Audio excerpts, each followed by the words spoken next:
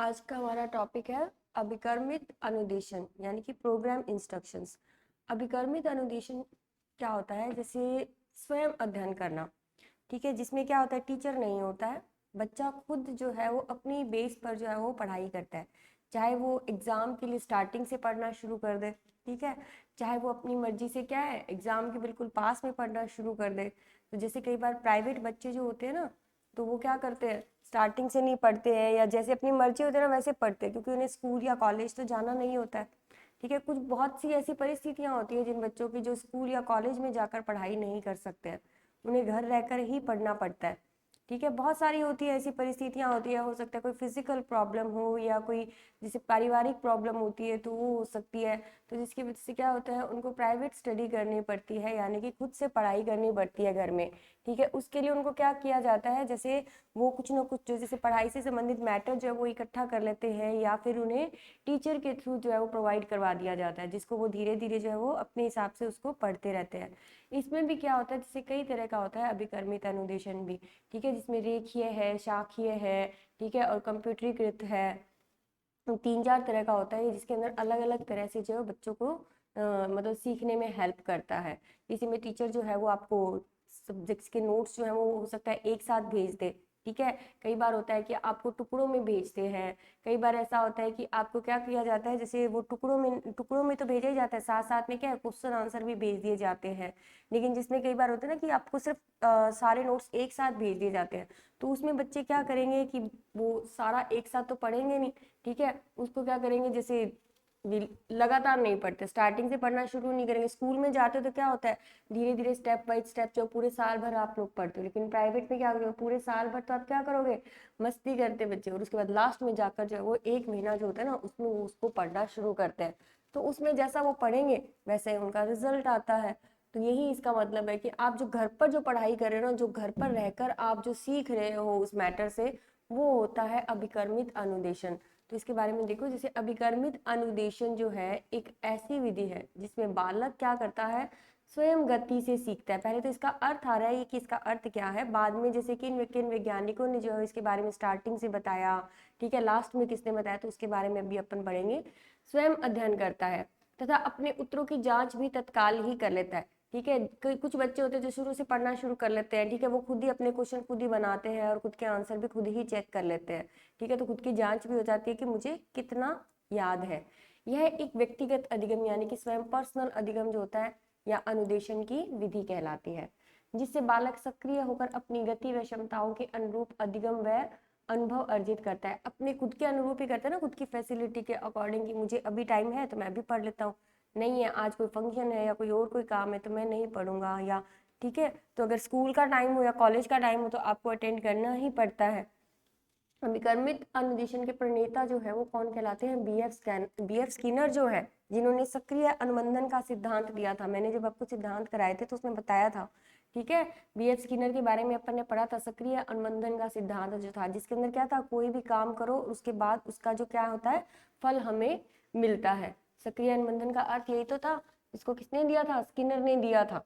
ठीक है, तो ये जो अभिकर्मित अनुदेशन है ये भी इन्हीं का ही दिया गया है। इनके एक और साथी थे हॉलैंड, ठीक है, इन दोनों ने मिलकर जो है अभिकर्मित अनुदेशन के बारे में बताया था। अभिकर्मित अधिगम एवं अभिकर्मित अनुदेशन में वही अंतर है जो अधिगम तथा अनुदेशन में होता है। अनुदेशन में क्या होता है, मार्गदर्शन किया जाता है, इंस्ट्रक्शंस दी जाती है, ठीक है, और अधिगम में क्या होता है, बच्चों को प्रॉपर सिखाया जाता है अधिगम के अंदर। तो अनुदेशन में मार्गदर्शन किया, उसके द्वारा बच्चा खुद अधिगम करता है, और उसके अंदर उनको अधिगम करवाया जाता है, स्कूल में रहकर उनको सब कुछ सिखाया जाता है ना, तो वो अधिगम है। यही दोनों में फर्क है। अब अभिकर्मित अधिगम का संबंध बालकों की क्रियाओं से होता है, ठीक है, बालक जो क्रियाएं करते हैं स्कूल में रहकर, जो भी आप क्रिया करते हो, काम करते हो, उससे होता है अभिकर्मित अधिगम का संबंध। और अभिकर्मित अनुदेशन का संबंध किससे होता है, जिसमें इंस्ट्रक्शंस दी जाती हैं, उसमें टीचर का कोई रोल नहीं होता है। इसमें बालक को सीखने के लिए पाठ्य वस्तु को मनोवैज्ञानिक क्रम में प्रस्तुत किया जाता है तथा बालक को सीखने के लिए किसी न किसी रूप में अनुक्रिया करनी पड़ती है। अधिगम में तो यही होता है ना कि आपको कोई ना कोई जैसे वस्तु या पाठ्य वस्तु से रिलेटेड कोई सब टॉपिक दे दिया जाता है, जिससे आप क्या करते हो, उससे उसको मतलब पूरी अच्छी तरह से उस पर क्रिया करते हो या प्रैक्टिकल करते हो, या आपको कोई प्रोजेक्ट दे दिया जाता है तो आप उस पर वर्क करना शुरू कर देते हो। ठीक है, तो वो अधिगम हो गया। और अनुदेशन क्या है, जिसके अंदर आपको केवल और केवल पाठ्य वस्तु भेज दी जाती है, उससे आप कैसी क्रिया करते हो, क्या करते हो, उसका मूल्यांकन आपको स्वयं ही करना पड़ता है, टीचर उसका मूल्यांकन नहीं करता। बिल्कुल लास्ट में अंत में जो आप देते हो ना उसका पूरे का क्रियात्मक, तब उसका मूल्यांकन टीचर के द्वारा किया जाता है। बालकों को पुनर्बलन भी मिलता है अधिगम के अंदर तो, लेकिन अनुदेशन में नहीं मिलता है। जबकि अधिकर्मित अनुदेशन का उद्देश्य वांछित व्यवहारगत परिवर्तन के हेतु परिस्थितियां उत्पन्न करना होता है। ठीक है, व्यवहारगत परिवर्तन जो भी उसके होंगे उसके अकॉर्डिंग ही वो परिस्थितियां उत्पन्न करता है, क्योंकि वो घर में रहकर पढ़ाई करता है। इसके अंतर्गत यह व्यवस्था की जाती है कि पाठ्य वस्तु द्वारा किन किन उद्देश्यों की प्राप्ति की जाएगी। ठीक है, वो स्वयं ही चाहता है कि मुझे इतने पाठ्य वस्तु को पढ़ना है और उसके द्वारा मुझे इतने उद्देश्य की प्राप्ति करनी है। ठीक है, उस पर किसी तरह की कोई बाउंडेशन नहीं होती है। अधिगम अनुदेशन में अधिगम स्वरूपों, उपेक्षित व्यवहारगत परिवर्तन को महत्व दिया जाता है। जो भी उससे अपेक्षित की जाती है ना व्यवहार की, वो लास्ट में ही उसका मूल्यांकन होता है। बीच में पूरे साल भर उसका कोई मूल्यांकन नहीं किया जाता, वो स्वयं का मूल्यांकन स्वयं ही करता है। ठीक है, जैसे अब अभिकर्मित अधिगम के प्रकार हैं, तो इसके अंदर 4 प्रकार आ जाते हैं, इनके नाम पूछ लिए जाते हैं। रेखीय अभिकर्मित अनुदेशन, जो किसने दिया था, स्किनर व हॉलैंड ने दिया था। शाखीय, वो नॉर्मल क्राउडर ने दिया था। गणितीय है तो गिलबर्ट ने दिया था, और कंप्यूटरीकृत है वो लॉरेंस ने दिया था। तो आपके तो कंप्यूटरीकृत का पूछा जा सकता है। ठीक है, तो ये क्वेश्चन में आ जाता है विकर्मित अनुदेशन के प्रकार में कि रेखीय अभिकर्मित अनुदेशन किसने दिया था, शाखीय किसने दिया था, गणितीय किसने दिया था, या कंप्यूटरीकृत किसने दिया था। देखो, अभिकर्मित अनुदेशन एक ऐसी शिक्षण कला है, इसमें आपको समझ में आ जाएगा सारा वो क्या कह रहे हैं। वो तो क्या है, एक जैसे पूरी लैंग्वेज में लिखा हुआ है कि हाँ जिस तरह से आपको बताया जाता है ना उसी तरह से लिखा हुआ है, लेकिन इसमें क्या है अपनी लैंग्वेज में लिखा हुआ है, जैसे कि आपको अच्छे से समझ में आ जाएगा यहाँ पर। अभिकर्मित अनुदेशन एक ऐसी शिक्षण कला है जिसमें एक विद्यार्थी के सम्मुख कोई अध्यापक प्रस्तुत नहीं होता। जो मैंने वर्बली बोला है वो सब कुछ इसी के अंदर लिखा हुआ है। केवल विद्यार्थी के लिए विषय वस्तु को छोटे छोटे भागों में विभाजित करते हुए प्रस्तुत किया जाता है।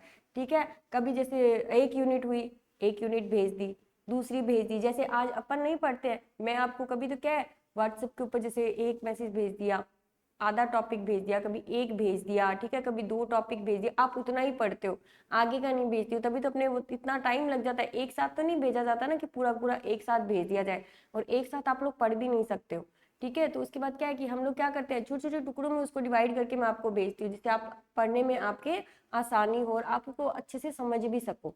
ठीक है, तो विभाजित करते हुए प्रस्तुत किया जाता है, स्वयं विद्यार्थी को पढ़कर सीखना होता है। अब यहाँ तो जैसे मैं आपको अच्छे से बता देती हूँ पूरा, लेकिन कुछ विद्यार्थी होते हैं जैसे वो जो क्लास नहीं लगाएंगे, ठीक है, या फिर सिर्फ घर पर रहकर पढ़ना चाहते हैं, तो वो क्या करेंगे, वो उसको स्वयं समझने का प्रयास करेंगे। तो सबसे पहला ऐसा विचार किसने दिया था, सुकरात व्यक्ति ने दिया था। सुकरात, मैंने आपको शुरू में भी बताया था, सुकरात एक बहुत ही महत्वपूर्ण टीचर थे। ठीक है, स्कूली टीचर नहीं थे। स्कूली टीचर जो है उस तरह से जैसे ये जो शिक्षा थी उसका संचालन इन्हीं के द्वारा किया गया था। ठीक है, एक बहुत बड़े विद्वान थे, पढ़े लिखे खुद नहीं थे, सुकरात ने दिया था। ठीक है, फिर उसके बाद थॉर्नडाइक ने भी ऐसा विचार दिया था, लेकिन ये कामयाब नहीं हो पाए थे इस चीज को लेकर। फिर उसके बाद 1926 में ऐसे एक शिक्षण मशीन का प्रयोग किया था इन्होंने, थॉर्नडाइक ने बनाई थी कि जिससे क्या है बच्चे खुद ही सीख ले, लेकिन वो भी असफल रहा, सफल नहीं हो पाया। लेकिन वर्तमान अभिकर्मित अनुदेशन का विचार सबसे पहले जो है वो BF स्किनर और उनके एक साथी थे हॉलैंड, उन्होंने दिया था। तो ये क्वेश्चन आ जाता है कि वर्तमान अभिकर्मित अनुदेशन का विचार सबसे पहले किसने दिया था, तो वो कौन थे, BF स्किनर या हॉलैंड। ठीक है, या तो कई बार दोनों का नाम दे दिया जाता है या कई बार एक ही का दिया जाता है, ज्यादातर BF स्किनर का नाम दिया जाता है। और दोनों का आ जाता है तो दोनों पे टिक लगाना है। ठीक है, अगर उसमें भी कई बार क्या होता है जैसे BF स्किनर का अलग से भी दे रखा है और हॉलैंड के साथ भी दे रखा है, तो आपको हॉलैंड के साथ वाले को टिक करना है। ठीक है, अगर हॉलैंड नहीं दे रखा है कहीं पर भी तो आपको स्किनर यूज करना है केवल। अगर दोनों का नाम एक साथ दे रखा है तो आपको उसी पर टिक करना है, क्योंकि दोनों ने दिया था ये सिद्धांत अभिकर्मित अनुदेशन का। तो इनका यह विचार क्रिया प्रसूत सिद्धांत पर आधारित है। तो इनका ये विचार जो है क्रिया प्रसूत सिद्धांत पर आधारित है। जो किसने दिया था, स्किनर ने दिया था कि क्रिया करो और उसके बाद आपको उसका फल मिलेगा। इस सिद्धांत को देने के लिए BF स्किनर ने क्या किया था, 1938 में चूहों और कबूतरों पर भी कई तरह के प्रयोग किए थे, जिसके अंदर क्या दिया था, उसने खाना भी रख दिया। ठीक है, उसके बाद जो है वो कई तरह के इक्विपमेंट भी रख दिया, जिनसे क्या है उसका लीवर खुलेगा और उसके बाद उसको खाना मिलेगा। प्रयोग तो सबके एक जैसे ही थे, लेकिन सबने अलग अलग तरह से किए थे। सीखने का माध्यम तो एक ही होता है ना, कि उसको अभ्यास कराया जाए या फिर उसके अंदर क्या है उसको जो है वो कई तरह की क्रियाएं करी जाए, ठीक है। बच्चा जितना ज्यादा करके सीखेगा उतना ही ज्यादा वो अच्छे से अधिगम हो पाता है उसका। तो वर्तमान में जो है वो निम्न अधिगम अभिकर्मित अनुदेशन प्रस्तुत है, जिसके अंदर से इनका अभिप्राय देखो कि जब एक बालक को पढ़ने के लिए स्वतंत्र रूप से कोई वस्तु छोटे छोटे पदों में विभाजित करके भेजी जाती है और विद्यार्थी स्वयं उनको पढ़ने के लिए सीखने का प्रयास करता है, तो वह क्या कहलाता है, अभिकर्मित अनुदेशन कहलाता है। देखो जैसे इस तरह का अधिगम होता है ना, उसके अंदर हो सकता है रिजल्ट आपको पॉजिटिव भी मिले, ठीक है, नेगेटिव भी मिले। जो बच्चे इन चीजों को भेजे गए जो सामग्री होती है उसको स्टार्टिंग से पढ़ना शुरू कर देते हैं, तो उसमें क्या होगा, वो उस चीज को अच्छे से सीख पाएगा, लास्ट में जाकर उसको सिर्फ रिवाइज करना पड़ता है। कुछ बच्चे क्या होते हैं ऐसे टाइम में, जैसे जो प्राइवेट ट्यूशन या प्राइवेट कर रहे होते हैं, तो उनमें क्या होता है कि वो क्या करेंगे, लास्ट के टाइम जो है वो कई बच्चे तो होते हैं एक दिन पहले किताब खोलते हैं। अब एक दिन में पढ़े हुए में वो कैसे इतने परसेंटेज अच्छे आ जाएंगे, वो तो जैसे आपने पढ़ा है वैसे आपके नंबर आ जाएंगे, ठीक है। तो वो क्या है कि जब कुछ बच्चे जो होते हैं वो पहले से पढ़ना शुरू कर देते हैं, और कुछ क्या करते हैं एक महीने पहले किताब खोलते हैं, और कुछ बच्चे एक दिन पहले ही किताब खोलते हैं। तो वो उनके अकॉर्डिंग ही होता है कि वो किस तरह से उसको सीखना चाहते हैं। तो उनके अंदर क्या होता है, वो सीख तो लेते हैं, पेपर भी दे लेते हैं, वो तो क्या होता है सिर्फ एक पास करने का तरीका होता है, लेकिन उसमें व्यवहारगत परिवर्तन नहीं आते, क्योंकि उसने उस चीज को व्यवहार में लिया ही नहीं, क्योंकि उससे संबंधित क्रियाएं करके देखी ही नहीं, ना तो कोई नोट्स लिखे, ठीक है, ना ही कुछ करके देखा उससे रिलेटेड, तो वो क्या हुआ, उसके व्यवहार में कभी नहीं आएगा। वो सिर्फ क्या हुआ, उसने रट्टा लगाया और पेपर दे दिया। तो वो स्वयं सीखने का प्रयास करता है। तो ये इस तरह का अधिगम अनुदेशन क्या कहलाता है, अभिकर्मित अनुदेशन कहलाता है, जिसमें बालक क्या होता है, स्वयं का अनुदेशक खुद ही होता है, मार्गदर्शन खुद करने वाला खुद ही तो होता है, कोई टीचर थोड़ी ना बताता है उसको। उसको तो सिर्फ क्या कर दिया जाता है, सारा का सारा मैटर भेज दिया जाता है एक साथ, और अब अपने आप करो अपना, कोई गाइड करने वाला नहीं होता है, खुद का गाइड खुद ही होता है। तो वर्तमान समय में वैसे पत्राचार है, दूरस्थ प्रणाली में होने वाली शिक्षण से संबंधित कार्यों में अभिकर्मित अनुदेशन का ही उपयोग होता है। जैसे आप ओपन यूनिवर्सिटी से पढ़ाई करते हो, ठीक है, आपने फार्म भरा, फार्म भरने के बाद क्या हुआ, उन्होंने देख लिया कि हाँ इन बच्चों का फार्म आया, वो क्या करेंगे, आपको उस सब्जेक्ट से रिलेटेड आपको जितने भी सब्जेक्ट्स हैं, 3 है 4 हैं, तो उनकी बुक्स जो है वो आपको प्रोवाइड करवा दी जाती हैं। उसके बाद आपको पढ़ाने वाला तो कोई नहीं होता ना कि उस किताब में क्या है, आपको उसे खुद ही पढ़ना पड़ता है, ठीक है। तो वर्तमान जैसे पत्राचार से पढ़ाई हो गई, दूरस्थ प्रणाली मैंने आपको बताया कि जैसे पारिवारिक प्रॉब्लम होती है जिसकी वजह से क्या करते हैं बच्चे प्राइवेट स्टडी करते हैं। तो स्किनर के अनुसार इनकी डेफिनेशन है कि अभिकर्मित अनुदेशन एक शिक्षण की कला एवं सीखने का तरीका है, ठीक है।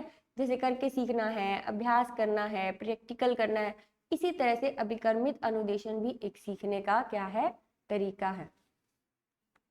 अब है अभिकर्मित अनुदेशन के सिद्धांत, जिसके अंदर क्या है 5 सिद्धांत दिए गए हैं, जिसमें फर्स्ट है हमारा छोटे छोटे पदों का सिद्धांत, सेकंड है क्रियाशीलता का सिद्धांत, थर्ड है स्वगति का सिद्धांत, फोर्थ है स्वाध्याय का सिद्धांत, और फिफ्थ है करके सीखना सिद्धांत।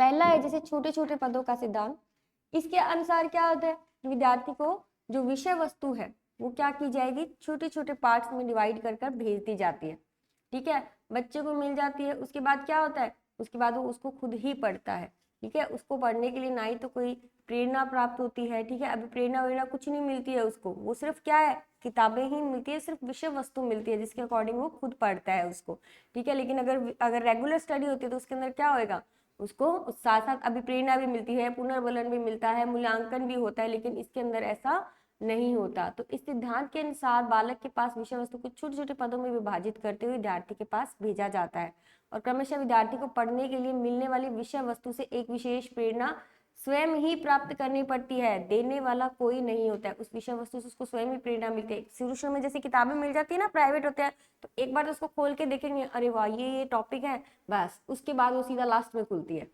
होता है ना प्राइवेट बच्चों के साथ ऐसा, जो खुद ही बस स्टार्टिंग में तो किताब खोल के एक बार देख लेंगे, नई नई बुक्स होती है ना जैसे एक बार खोल कर देखने की, बस उसके बाद पढ़ना हम कब शुरू करेंगे, बिल्कुल लास्ट में शुरू करते हैं, तो उसका रिजल्ट भी वैसा ही आता है। और बालक क्या करता है, अपने स्वयं के स्तर पर जो सीखने का प्रयास करता है, वो कब कितना सीखता है उसी पे डिपेंड करता है।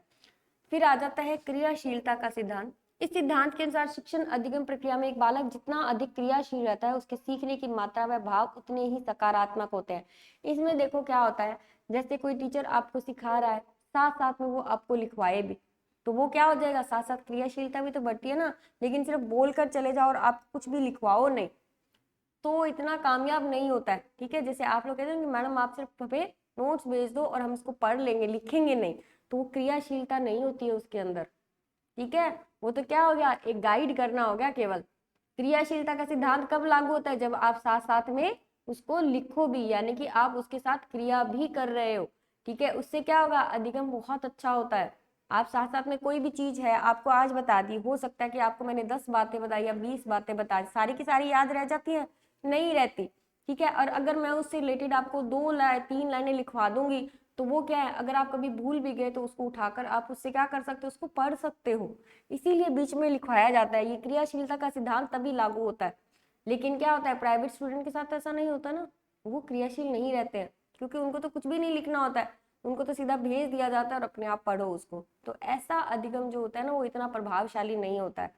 तो इस सिद्धांत के अनुसार शिक्षण अधिगम प्रक्रिया में एक बालक जितना अधिक क्रियाशील होगा, एक तो क्या होगा, लिखने की स्पीड बढ़ेगी। आपको कोई ऐसे थोड़ी ना लिखवाया जाता है, स्कूल में नहीं लिखवाते हैं, लिखवाते हैं ना, वो किस लिए लिखवाते हैं, ताकि आपकी स्किल्स जो है वो बढ़े।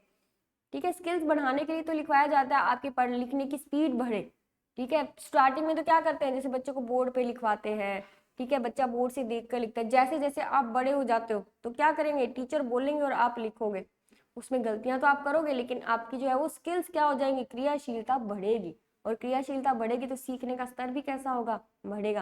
पहले तो आप बोर्ड से देख कर उतार रहे हो, उसमें मात्राएं जैसी लगी, आपको ये भी नहीं ध्यान में कि हाँ इसमें ऐसी मात्रा लगेगी, लेकिन जब आपको बोल कर लिखवाया जाता है ना, तो आप गलतियां जरूर करते हो, लेकिन उन गलतियों से बाद में सीखते भी हो। नेक्स्ट टाइम जब बोल कर लिखवाया जाता है तो आप क्या करते हो, गलतियां कम करते हो, तो अधिगम भी अच्छा होता है, क्रियाशील रहते हो तो। सिर्फ सुनने ही सुनने से तो क्या होगी, नींद आने लग जाएगी या तो। ठीक है, क्योंकि खुद तो क्रियाशील हो नहीं, एक टीचर ही क्रियाशील है क्योंकि वही बोल ही जा रहा है। ठीक है, लेकिन अगर वो आपको लिखवाएगा तो आप भी क्रियाशील साथ साथ में बने रहोगे। फिर आता है स्वगति का सिद्धांत। कक्षा कक्ष में अथवा किसी भी सामाजिक वातावरण में बालक के सीखने की गति उनकी बुद्धि लब्धि एवं प्रेरणा के आधार पर अलग अलग होती है। हम सबको पता है सबकी बुद्धि लब्धि क्या होती है, अलग अलग होती है, सीखने की गति भी सबकी अलग अलग होती है। हो सकता है कुछ बच्चे ऐसे हो जो मैंने सारी की सारी लाइनें बताई वो फटाफट सीख जाए, हाथों हाथ ही सीख जाए, और हो सकता है कि वो उसने सीख तो ली लेकिन उसको याद नहीं रही। ठीक है, अगर उसको याद नहीं रही तो वो क्या हो जाएगी, वो बुद्धि लब्धि में आ जाएगी। लेकिन उसकी गलती तो फुल है, तेज है फुल, लेकिन उसने क्या है, याद रखने की क्षमता जो है उसमें कम है, यानी कि उसमें बुद्धि लब्धि कम है और गति तेज है। कुछ बच्चे ऐसे होते हैं वो धीरे धीरे सीखते हैं, लेकिन उनकी बुद्धि लब्धि बहुत अच्छी होती है। ठीक है, मेंटल एबिलिटी अच्छी होती है, उनको लंबे समय तक चीज याद रहती है। तो ये गति पर निर्भर करता है, तो इसीलिए इसको स्वगति का सिद्धांत कहा है। फिर आता है स्वाध्याय का सिद्धांत, यानी कि स्वयं के द्वारा सीखना। यह एक ऐसी विधि है जिसमें एक विद्यार्थी को अनिवार्य रूप से स्वाध्याय करना ही होता है, मतलब खुद पढ़ना। ठीक है, स्वाध्याय यानी कि उसका अध्ययन जो है वो खुद करना, तो वो हो जाएगा स्वाध्याय का सिद्धांत। करके सीखना, अभी स्टार्टिंग से अपन यही तो पढ़ते आ रहे हैं स्वाध्याय के बारे में, कि स्वयं पढ़ना, कुछ भी करना है तो खुद करके सीखो। फिर है करके सीखने का सिद्धांत। यह एक ऐसी विधि जिसमें पूर्ण रूप से एक बालक को सिखाने के लिए कोई दूसरा व्यक्ति नहीं होता, उसको स्वयं ही सब कुछ करके सीखना पड़ता है, तो करके सीखने के सिद्धांत पर लागू हो गया। कोई भी जैसे उसमें प्रोजेक्ट्स दिए गए तो वो खुद ही बनाने पड़ेंगे, टीचर गाइड नहीं करेंगे। रेगुलर होगे तो टीचर आपको गाइड करेगा कि नहीं ये इस तरह से बनेगा, इसमें इस तरह की चीजें लगेगी। ठीक है, या इस तरह से आप इसको बना सकते हो, या कोई फाइल वर्क भी होता है तो उसमें भी आपकी टीचर आपकी हेल्प करते हैं कि अच्छा इस टॉपिक से रिलेटेड है तो बाहर आप इस तरह की डेकोरेशन कर सकते हो, अंदर आप इन इन चीज़ों का प्रयोग करके जो उस फाइल को बहुत अच्छे से रेडी कर सकते हो। लेकिन क्या होता है, प्राइवेट में ऐसा नहीं होता है, उसको खुद ही सब कुछ करना पड़ता है, तो वो क्या हो जाएगा, करके सीखने के सिद्धांत पर लागू हो जाएगा।